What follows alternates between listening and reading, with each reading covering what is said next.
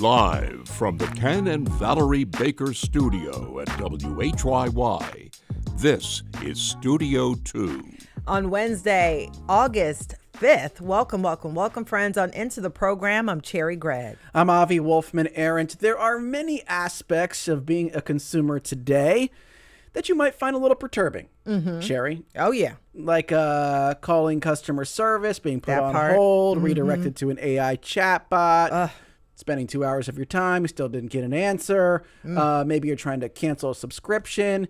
Seems like it's not working. Now you call back, blah, blah, blah, blah, blah. There's junk fees when you check out. Anyways, there's a couple of thinkers who have come up with like a unifying theory of what all of this is.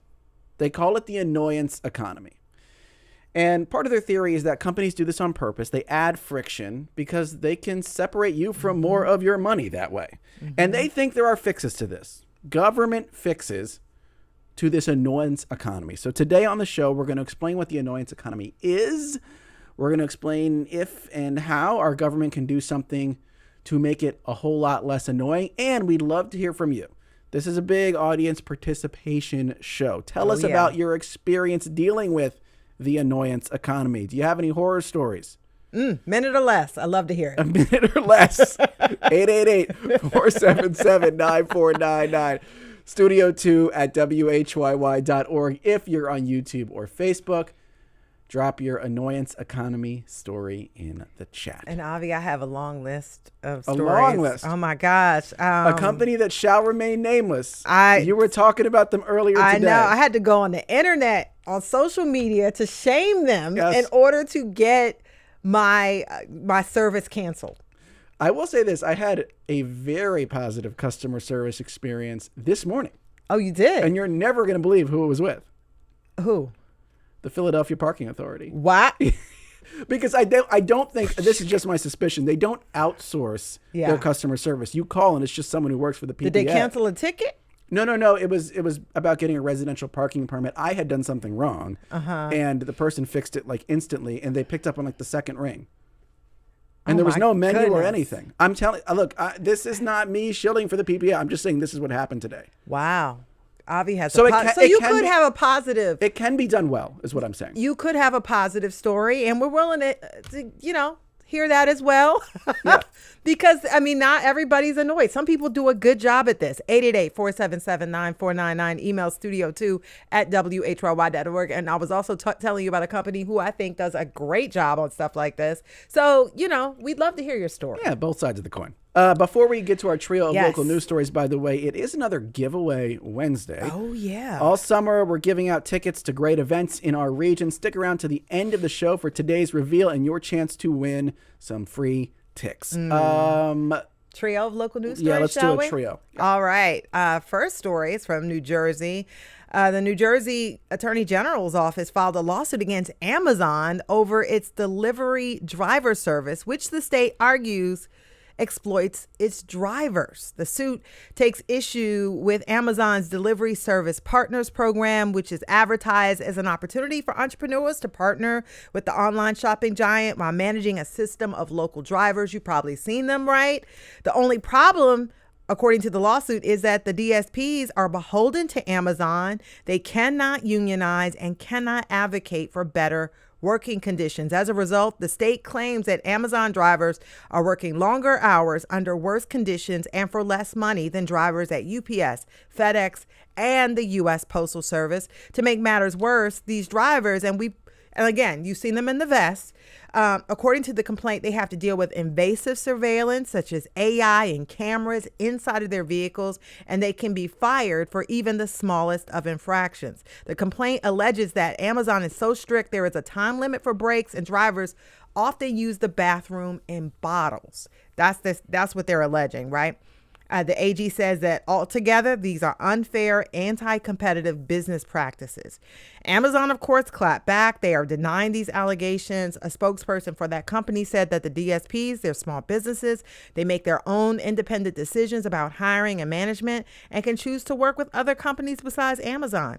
And I should note that this is is not the first time that New Jersey has sued Amazon. The state is part of 3 other lawsuits, including one over how Amazon treats pregnant and disabled workers. This was eye-opening for me just because I didn't understand this is how the system worked. I didn't know about DSPs. So there's these semi-independent, almost franchises within the Amazon system that do a lot of the delivering. And I guess that's when you see people what look like in their personal... their cars or little vans. I didn't know that's what that was. So for me, this was clarifying. And I obviously have no idea whether Amazon has violated the law here, whether this lawsuit will be successful. But it was interesting just to learn a little bit more about how it works, because I was ignorant to all that. And that's how they're able to scale up and get, your package in a day, because they're not limited by the number of drivers. They can bring people on and rely on these DSPs. So interesting how this lawsuit will turn out. Our second story is actually somewhat related to delivery drivers, interestingly enough. So you might not know this, but there is a new class of subscription loading zones that are speeding up traffic in Center City, Philadelphia, but also leading to lots of fines. And oh, by the way,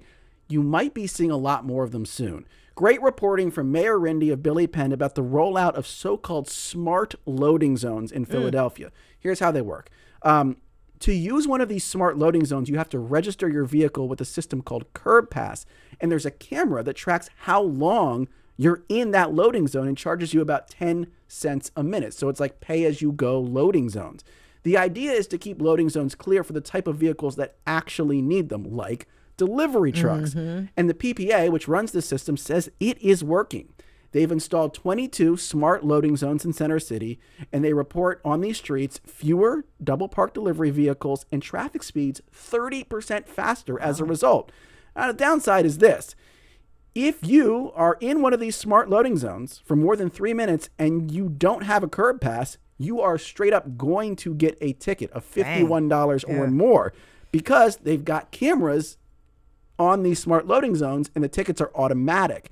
So far, the PPA has raked in nearly $5 million in fines since the smart zones launched about a year ago, and they say more are coming. The PPA already has plans for 33 more smart loading zones across Center City. So parking and loading and waiting is changing in Philadelphia. I think I got one of these tickets, Avi. You think so? I think so. Mayor Rindy profiled a parker who didn't know what in the world the ticket was for. And I saw the ticket. It's like a purple sign. I saw the ticket and I'm like, I think I got one of those. Yes. And I didn't know what it was for, and it's strange because you see the sign, it says registration required, but you don't really know what it is. Yeah. And you just sit in your car for a minute or whatever.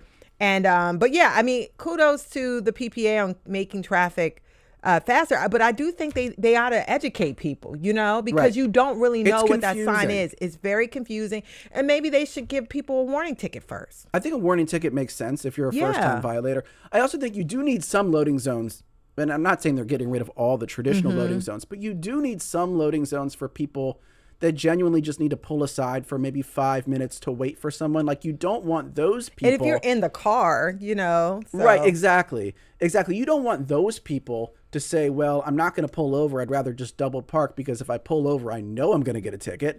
I'll just chance it. Like, you could incentivize the wrong behavior if you do too much of this, I would imagine. Yeah. For sure. But I understand the concept. I totally understand the concept. And they making money, $5 million. Ooh, 51 a pop. So. Well, there's so much more automated enforcement in general, like the red light cameras, the speeding cameras. Now you got the smart loading zones. Like, cameras are like the vanguard of parking enforcement in cities now. Yeah. So, anyways.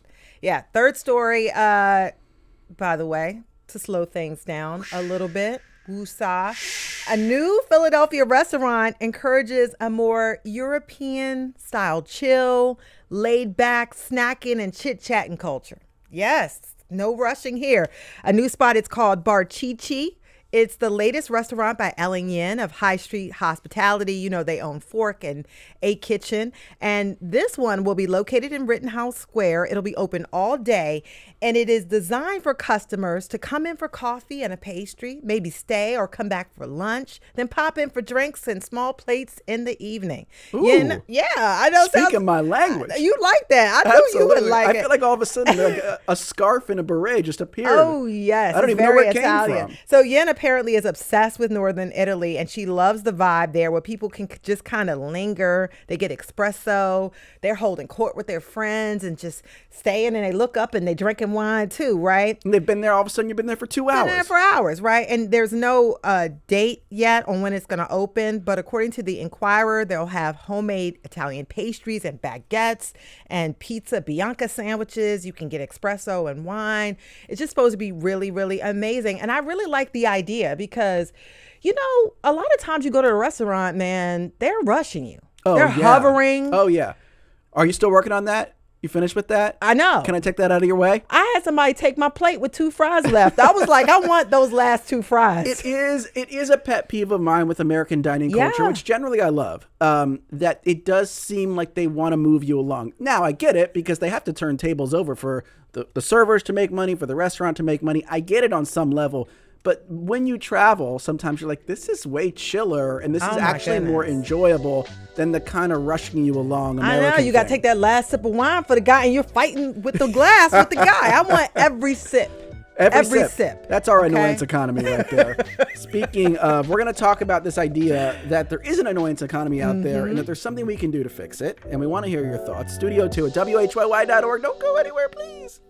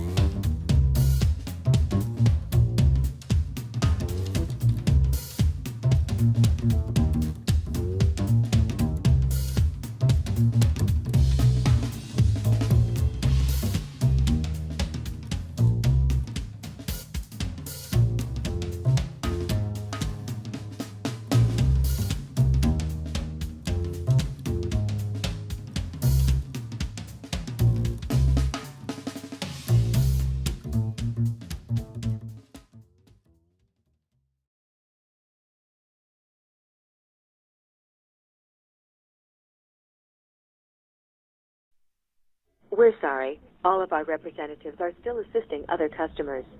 Please remain on the line as we value your call.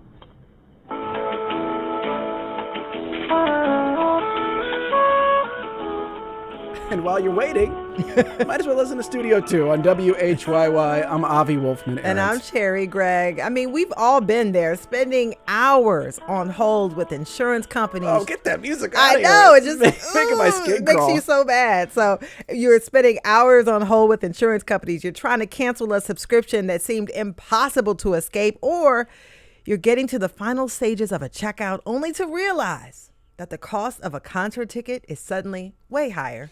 These hassles that eat up our time, money, and patience are central to what a recent study calls the annoyance economy.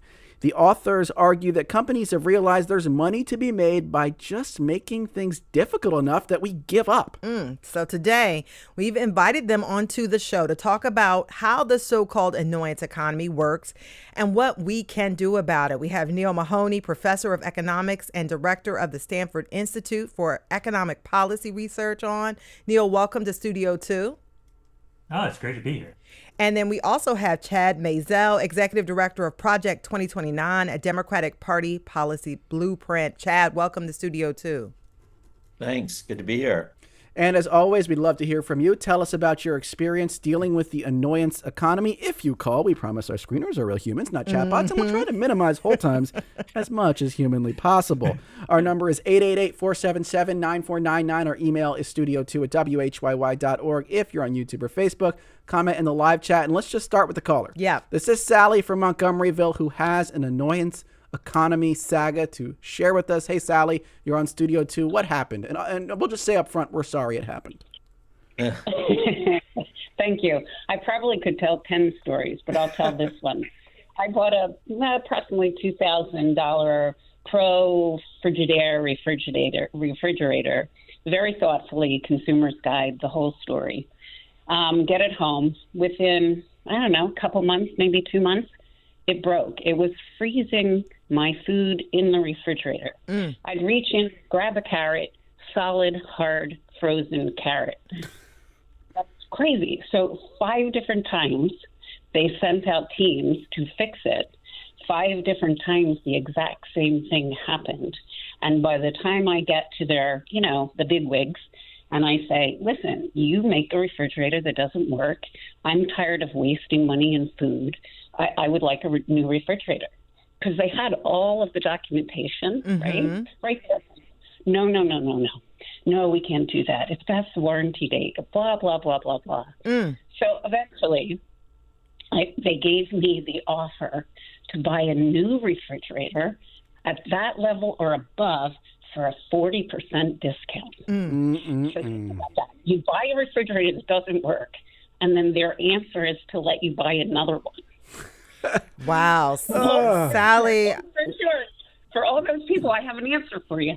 I ended up collecting all my data and my pictures, and I went to the place that I bought it, and they went to war for me, and I have a new refrigerator. Congratulations, Sally. Sally fought the fight. That's what happened. She had some time that day. Yeah, they picked out the wrong person. Thank you, Sally. Thank you so much, Sally. And so, Chad, Neil, I want to sort of level set the conversation.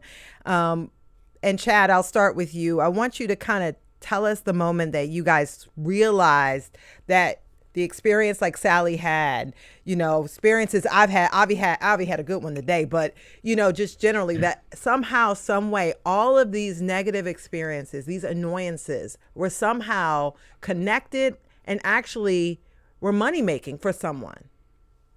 Right. So Neil and I worked together in the Biden administration at the White House, and we were really focused on a number of things, but one in particular, a project that we worked on with others, was focused on what we call junk fees. And these are all of the fees that we know well that are tacked on to concert tickets, onto your DoorDash order, and everything in between. And they pop up, and often it's very late in the process, and you're stuck paying a much higher amount than what you anticipated.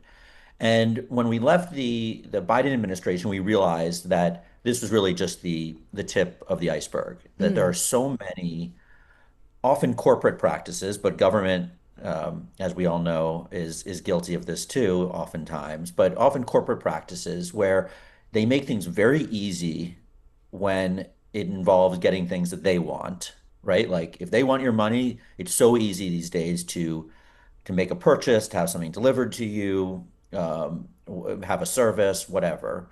But then when it's something that you want, they make it extremely difficult. So if you need help, like the caller, if you need something replaced, if you need customer service, if you want to cancel a subscription, they make things extremely difficult. And so that's really the body of this work. And we set out to write this report and really quantify it. We call it the annoyance economy, and it translates to at least $165 billion in wasted time and money every single year. Yeah. And Neil, I wonder, did you realize this is just part of the business model? Like, and if you want to throw out an example of how it's just part of the business model, I'd love for you to do that. Yeah, no, totally. And I'm an economist, so I do think about things from companies' perspectives, and companies are in the business of making money. So think about signing up for a subscription versus canceling it. Maybe it's a newspaper. You can sign up with limited clicks. They try and auto-populate your credit card information, make it real easy. But when it's time to cancel, maybe you can't cancel on a weekend. Maybe you have to call up during business hours. Maybe the first person you talk to tries to make you a sales pitch and then transfers you to somebody else where you can ultimately cancel. So there really just is this huge asymmetry, which, again, it makes sense if it's a company trying to extract as much money from you as possible. But it's not the way our economy is supposed to work, right? If you don't like something, you should be able to switch and use your money where you want to. And so I think part of what we're doing is really grounded in common sense economic principles, which is, if you want something, you should have it. If you don't want it, you shouldn't. And we should use our laws to make markets work better for people. Why would this be getting worse? And by the way, Michael, our commenter, agrees with you and says these companies don't waste any time taking your money, though. Oh, no. But why would this be on the rise? Because everything you're laid out, the logic of that would apply to any business at any time in the history of market-based economy. Like, I don't like Totally. why would it So it's a be? couple Why would it be things. on the rise? Yeah.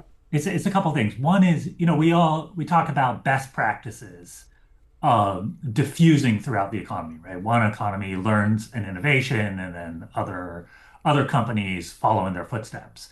I think here we've seen sort of worst practices diffuse. So travel, airlines, hotels were first movers in this space. They figured out how to tack on the junk fees, how to, when you call up the airline, they are 100% of the time experiencing unusually high call volumes, which like defies the definition of unusually high, at least is how I understand it. And so those practices, I think, have diffused. And there's consultants who have learned the tricks of the trade in travel and are teaching people in other industries. I think part of it is things moving online.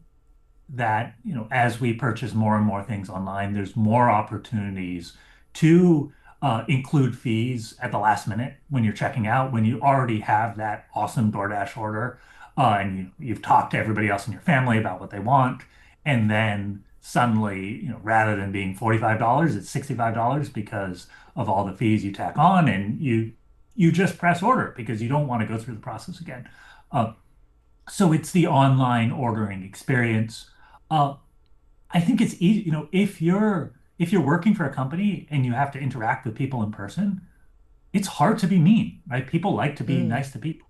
But once it becomes automated, it takes away that human connection, which I think can smooth over some of the incentives companies have. So those would be my three reasons. So the biggest disincentive, or the biggest incentive for companies not to do this is that people will take their business elsewhere. And I think, Chad, like someone listening to this will be saying, well, this is going to take care of itself because other companies will see an opportunity and they'll come in and undercut with good customer service. And off mic, we were talking about, love them or hate them, Amazon does make it very easy to return things, report something stolen. And we've seen them scale dramatically, in part, you would say, because the customer service experience is pretty seamless.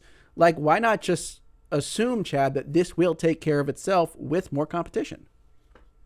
Yeah, so, unfortunately, there are many industries where there just isn't very much competition. Right. And so you don't have many choices. You want to go to a bank that has an outlet nearby, a place nearby where you can go for your banking needs. For many people, there are not many options. When it comes to health insurance, you are limited in terms of, options that you have. And then it's really difficult to change. It's one thing to wait on hold for half an hour or 20 minutes and deal with a couple of, sales pitches if you want to cancel your New York Times subscription or whatever. That's annoying, but surmountable. But, there are other services and products that are much harder to leave. So I mentioned health insurance. Most people, you have a window when you can do that each year. And if you're outside of that, then you're pretty much stuck. If you have a bank, they've got all your information. It's, you have your checks from them. You've got your, whatever, your bank information auto-populated on your computer. It's very what we call sticky. It's hard to move on. And so there just aren't those incentives for companies to make things easier. They make things much more difficult, and therefore it's much, much more difficult to move with your feet and actually have a market that works for people. Yeah. And by the way, listeners, we'd love to hear from you. Tell us about your experience dealing with the annoyance economy. And again, we will We promise our screeners are real people. The number to call is 888-477-9499. The email is studio2@whyy.org. Let me read a comment from Stephen on Facebook who says, I sometimes get annoyed if I have to call a certain business and cannot speak to a real person immediately. The robot that answered the call will ask many questions before finally putting me through to a person that will assist me. I've had that experience as well. Let's bring in another caller. We have Tony from Brookhaven on the line. Tony, you're on Studio 2. Share your experience. Oh, wow. It's an honor to be on the air with everybody. Thanks for the time. Sure. I am a product manager for a digital-first company, financial services, and I think what a lot of what I would consider our users may think is part of this annoyance economy scheme, but you just mentioned financial services companies have a sticky relationship. I agree, but we also think that in the best interest of our clients, we should be trying to make sure they're making educated decisions. So presenting users with choices, with information, to them feels like hoops and hurdles, but we're trying to be very intentional with presenting these things so that they're making the next best decision for themselves and have the information. And like spending 5 minutes of reading or spending like 40 minutes on the phone or hours on the phone with somebody, we're trying to help keep them in our digital channels, not have to interact with the call center, precisely because like we have a lot of data that proves that these digital experiences are ultimately better for everybody. Just a bit of an advocate for some things that people might think are annoying. Interesting. Yeah. Thank you. I like that call. I like that call, Tony from Brookhaven. And that sort of led me to my next thought. Are there reasons to make it a little bit stickier and a little bit harder? And I'm thinking about this because I'm going through some stuff with insurance companies trying to change ownership or beneficiaries, right? You want to prevent fraud, so you make it like a few hoops for people to have to jump through in order to make sure like that it's not too easy. And I want to get your thoughts on that, Neil. Should certain things be a little sticky for the customer's protection? I mean, totally on the fraud side, right? And that shows up in insurance and in banking. You do need to jump through some hoops to verify identity, to make sure that you're acting, in the best interests of you and your family. So that's totally true. I think, where we think some of these practices go too far is where they're intentionally designed. And, we've seen this from lawsuits, we've seen this from investigative journalism, where, companies are doing something they call heavy Q, which is intentionally slowing down the rate at which they answer people's phone calls just to dissuade them from doing what they want. And so those things, I think, are hugely problematic. And where you draw the line obviously depends upon the nature of the risks. And that's eventually going to get us into the conversation of how to legislate this, because I think the nuance that Tony was bringing into the conversation there was that there might be everyone wants to speak to a representative. We all want to hit zero. Let's get it over with. I just want to talk to a person. But I could understand a company saying, look, we have evidence that's a less efficient way for everyone to get through this situation. And that a lot of problems, some percentage of problems, can actually be dealt with online with a click or two, and that everyone actually ultimately saves time, even if it doesn't feel like you're saving time. I mean, I guess, Chad, I want you to contend with Can I jump in with an example Neil, here? Yeah, Neil, go ahead. There's been rulemaking about something called click to cancel, which should be just as easy to cancel a subscription as it is to sign up. And so that's the general principle, which is, if you can sign up in your pajamas Saturday, 11 p.m., you shouldn't have to take time out of work and wait on hold for an hour and a half to cancel.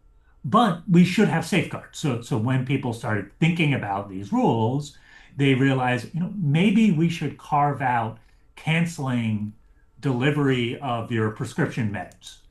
Because you don't want somebody to accidentally click a button and then not receive the meds they need, right? Make them jump through one or two hoops in that setting, right? And that's what a good rulemaking process does, is it surfaces like the reasonable reasons why we should have a little bit of friction from the ones which are unnecessary and actually make our economy work worse and work less well. And so I wonder, to piggyback on what Avi was asking, sort of like what should be some of the things, I get it. We want to make sure fraud is not happening. And we should make cancellation as easy as it is to sign up. Are there other sort of like rules of thumb, like that differentiate between something that is friction for a good reason and friction for a bad reason that's an annoyance? Perfect. So I'll give you, we've done a lot of work on junk fees, right? Those sort of back-end fees in the fine print. I think our basic principle is the price you see should be the price you pay. So if something, you have to pay no matter what. Like if you're renting an apartment and there is a common room charge that everybody has to pay because everybody gets access to the common room, or there is a mail sorting fee that everybody has to pay because everybody, has mail delivered to their apartment. So it is a mandatory fee. You should see it when you're searching for an apartment on Zillow or apartments.com or somewhere else. It shouldn't be something that's sprung on you at the last minute when you're signing your lease. However, suppose it's something optional, right? Like your apartment has some fancy car washing service, dog walking service, like that doesn't need to be in the upfront price, right? Very reasonable for that to be sort of an option that you can choose when you get there.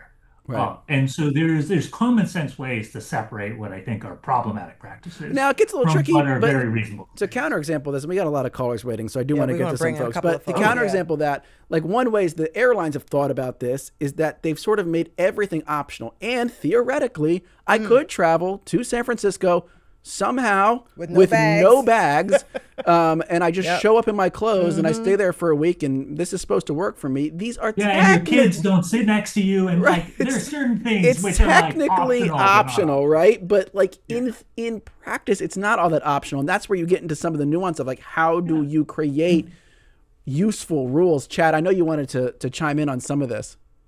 Well, no, I'm eager. Let's get to more grievances. I like to hear. Okay, so I think Roger. We're doing annoyance economy therapy. Roger from Bangor, Pennsylvania, I think has a story that's going to undercut something I said earlier. Okay. Roger, you're on Studio 2. What's your story to share? Hi there. I bought a set of 4 chairs from Amazon, a third-party vendor. When I got them, I assembled it. The parts didn't go together right. It was cheap. I was afraid to tighten it down. I took a picture of the defect, packaged it back up, apply for a reef to ship it back. And Amazon says get to the vendor. The vendor says get with Amazon. Back and forth, waste of time. Finally, I get to where Amazon says they'll guarantee the postage back, which was $250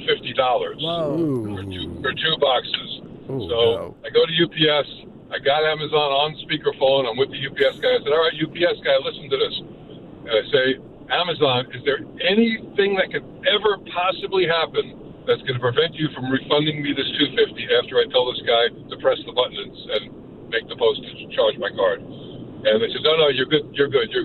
So he presses the button, I send it back, and the next thing you know, then nobody wants to pay me back my $250. Oh, boy. So I called and complained so many times that they finally got mixed up, and they actually, Amazon, over-refunded me a little bit. Hey, it's a Robin Hood story in the end. I love that. Took the money and ran.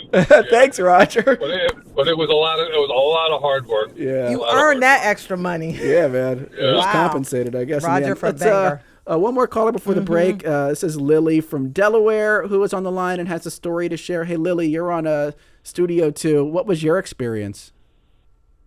Hello. So I had scheduled a pickup for FedEx, and they didn't pick up, and so I called the customer service, and they have the automated message, and like I had to figure out how to get to an actual person. So I was like, failure pickup, or I was like, and just I had to figure out which words to say to actually get to a person. Yeah, magic words. Yeah. So I was like, missed pickup, and I think that was like the 5th time I tried to call. Missed pickup finally opened the door. Missed pickup is the magic word. then I got to an agent, and they rescheduled my pickup, and they told me that the driver was not able to get into the area. So the next day rolls around, nobody's picking up. I call again, and I'm asking, okay, what happened? Why was no one able to pick up? And then apparently I was told that the driver was there, but then they weren't there. And I'm like, I don't know how they're there. I have a Ring camera. No one came up to my porch. Yeah. Did they eventually pick it up? Yeah, Lily? what's the conclusion? You got to give us the conclusion. Yes. So they eventually do pick it up, but that's after I had called about like 5 times, like almost every day. I called in the morning before they pick up, and I'm like, hey, just confirming there's a pickup today. Yeah. So the conclusion was that they did pick up. The issue, I guess, is like, I obviously, by the 3rd day, I probably would have just dropped the package off myself, but currently I am pregnant, so the package is too heavy for me to take. So it's like I really needed somebody to come and get it, and I let the customer service representative know that, like, I'm pregnant, and they're all like, it's not their fault. They're very kind, and I'm like, it's not your fault. It's whoever is the driving dispatch person's fault, but they can't give me that information. Yeah, thank you. That's Lily from Delaware. It's the theme is always like you have to be just crazy persistent. That's how everyone is getting through every single challenge. It seems like you have to have what I say, time today. You have to have the time to fight to get the ultimate I'll tell you conclusion. off air who has time today, by the way, who I know. Never mind that. 888-477-9499, Studio 2 at WHYY.org. We're talking about the annoyance economy. Keep those stories coming. We'll be right back.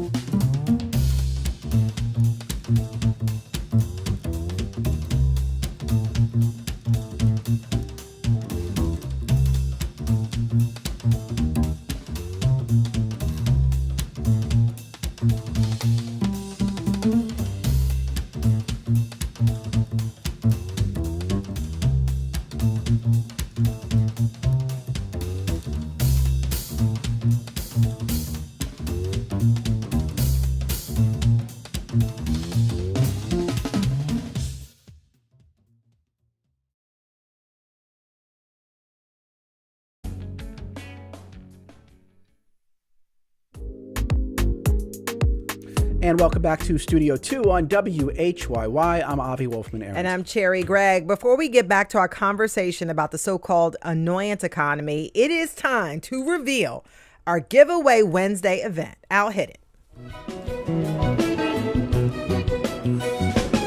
She had rings on her fingers, bells on her shoes. I knew without asking she was singing the blues. That's the sound of the Jerry Garcia Symphonic Celebration.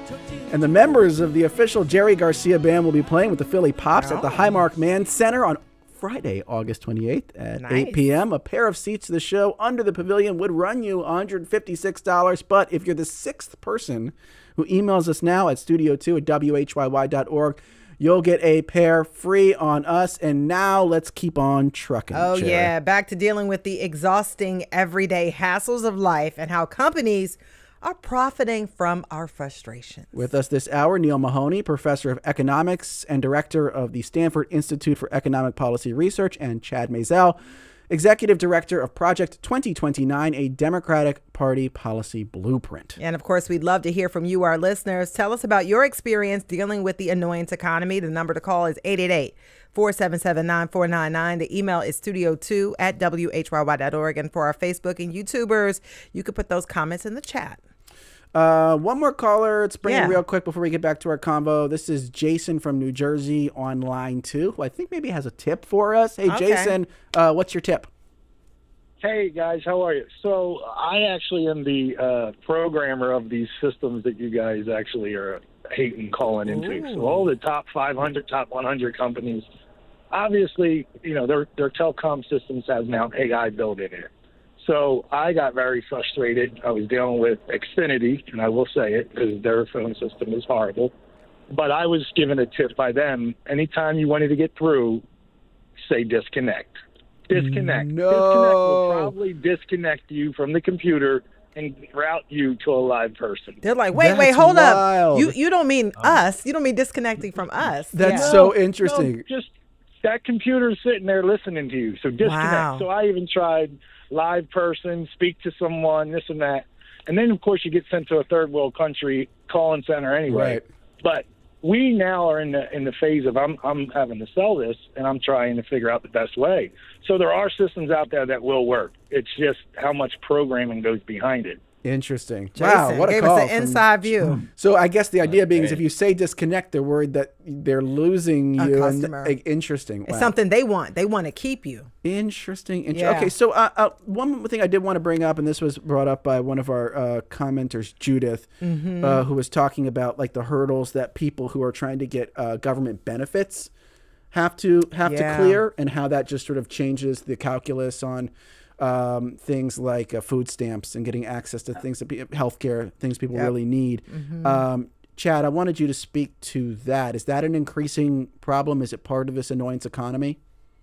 It's the thing about the annoyance economy is it touches almost every corner of American life, and government is definitely guilty of it too. And unfortunately, there was a big law that was a bill that was passed into law last year.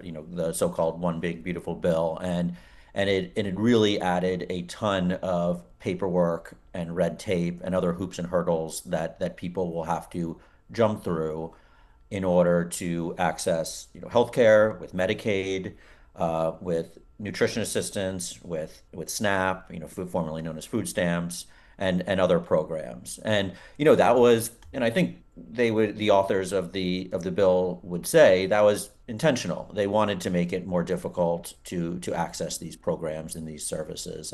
But the result is pretty significant, unfortunately, especially for people who are participating in Medicaid and SNAP are leading busy lives. Most of them work pretty low wage jobs oftentimes.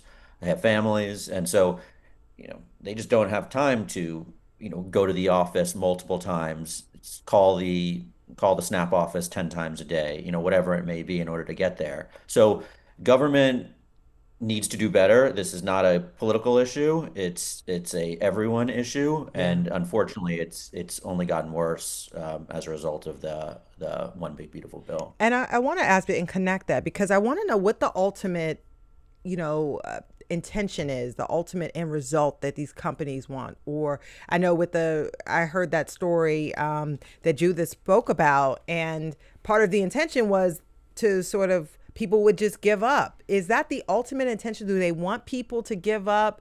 Do they spend less money? I mean, calculate, like, I guess connect the dots for us about how this is actually profitable to companies, how this helps industries by making it so annoying and putting all these hurdles in front of us. Explain that, connect that dot to the dollars and cents. Yeah, so like health insurance is a great example.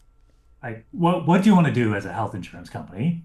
You want to bring in the premiums that people pay every month, but then you don't actually want to pay for care, because that's money coming out of your bottom line. And so, what we've seen, and I think health insurance companies have gone too far, we're seeing some pushback already, is the emergence of all these practices that make it hard to get care when you need it. So one great example is something called pre-auth. So, if you need a procedure, maybe it's a surgery, maybe it's a test that, you and your doctor need to jump through a bunch of hoops to get that procedure approved. There are reasons to do this. There's certain types of medical care which are probably abused. People are getting massages under the guise of needing chiropractic care. But most of the time, this is just like when you're sick, you're already overwhelmed. And then the idea that you have to spend, an afternoon on the phone, that you have to be this courier, running between your doctor's office and your insurer, faxing paperwork, like who has a fax machine, to get things approved is like, it's overwhelming for people. It makes sense why it sits in the system, because every time an insurance company doesn't have to pay for care, that's less money out of their bottom line. Yeah. But it drives us crazy and it makes us sick. And so, something we're proposing is like, when you do this, you make it standardized. Like, there's a simple web form your doctor can fill out. It should be speedy. For most things, they should get back to you within 24 or 48 hours. And it should be really limited. Like, if this is treatment for cancer, like, you need the treatment. Like, nobody's going to voluntarily do this. And so it should only be done for the things where there is real risk of abuse. And I think the question is, do you feel like this could be legislated? For putting aside whether the politicians will legislate it, you guys feel like you could create airtight laws that wouldn't create new loopholes? Because I think healthcare is a great place to start.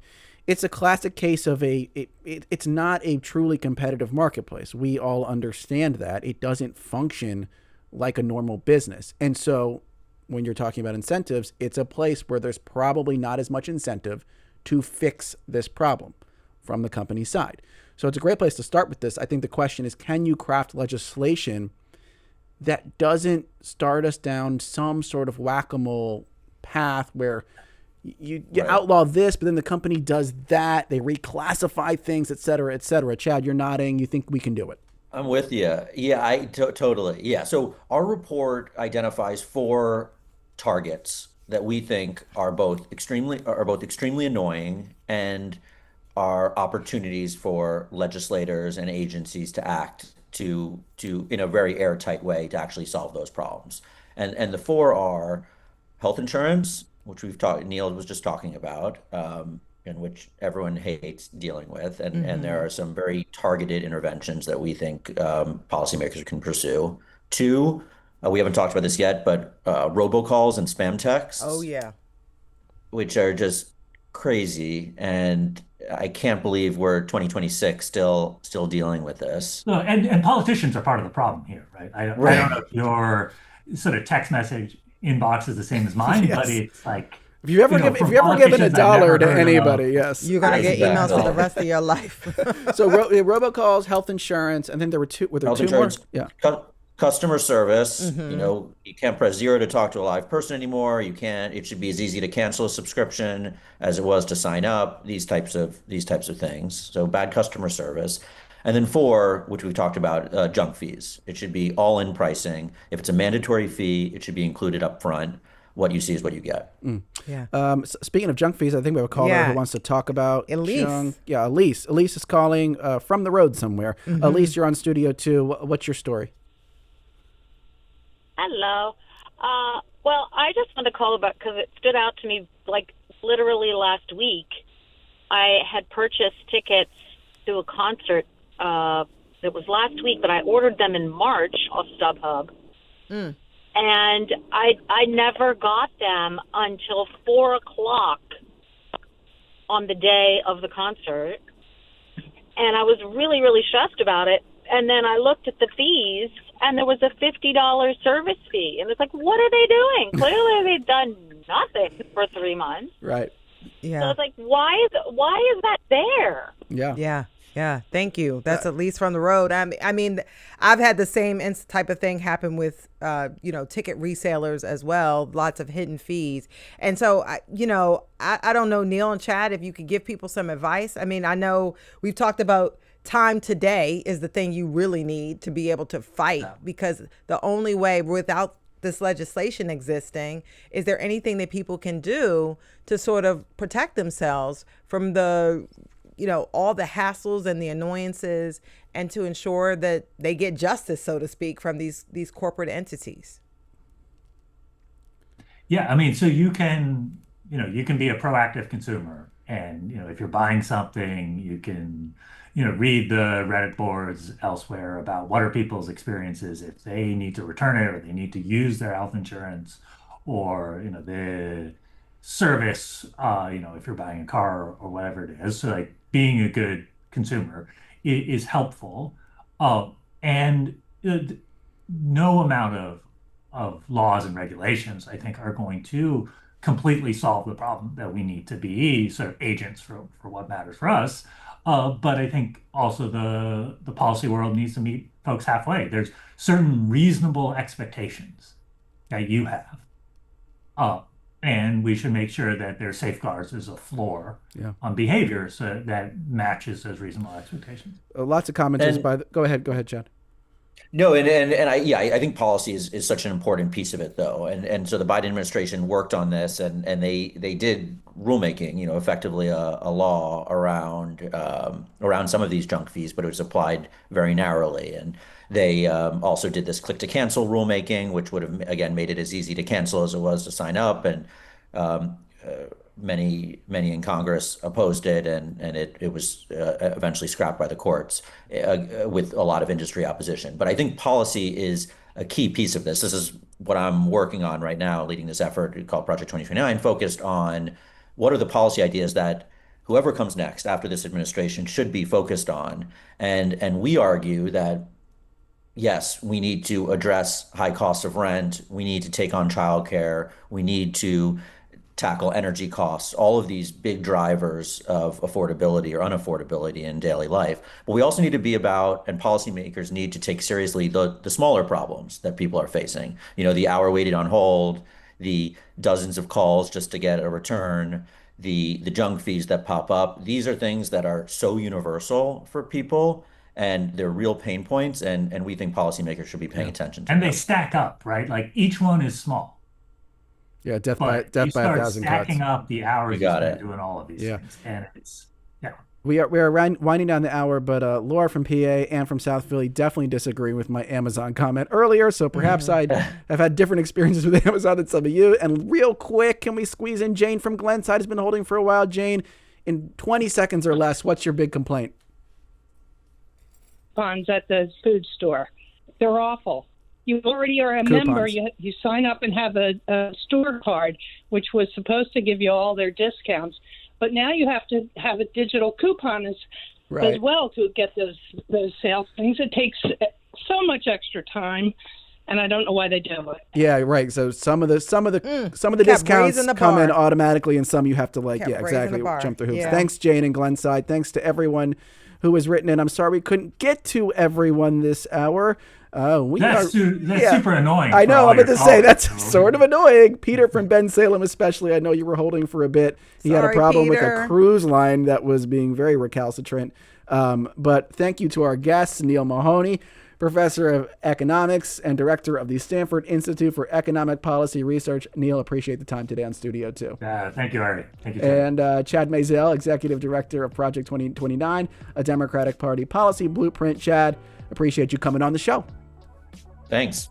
And by the way, MJ says the annoyance economy is another real problem that Congress could be solving. So a lot of people think this is something that should be a priority. So we shall see. By the way, thank you to our producers for putting everything together. They're definitely not annoying. Debbie Builder, Hazel May Bryan, and Ben Abrams. Mike Schiffler is our visual producer. Al Banks engineered today's show. Our executive producer is Kevin McCory. From Studio 2 here at WHYY in Philadelphia, I'm Cherry Gregg. I feel so bad for Peter and Ben Salem because he was holding for a while. But at least a human did answer the phone. We tried. I'm Avi Wolfman-Air. Peter, please call back another time. We'd love to talk to you. And we'll talk to all of you tomorrow. Hopefully it wasn't too annoying. And tomorrow at noon, are you trying to get back into reading for pleasure? Do you miss losing yourself in a truly good story? Well, good news. We're hosting our very own Studio 2 book club tomorrow with two of our favorite local book lovers. Oh, I didn't know it was a book club. I love book clubs. And we want to hear from you. What are your tips for loving literature? What's a book you just couldn't put down? You can email us, studio2@whyy.org, and you can join our conversation tomorrow. But coming up next on WHYY, it's Here and Now. Calvin and Hobbes. Couldn't put it down. All right.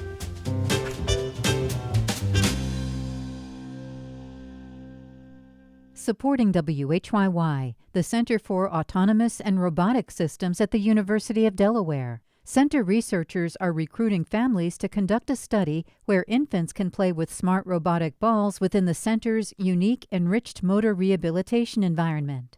If your child is between 6 months to 3 years of age and is not yet walking, you may be eligible to participate. For more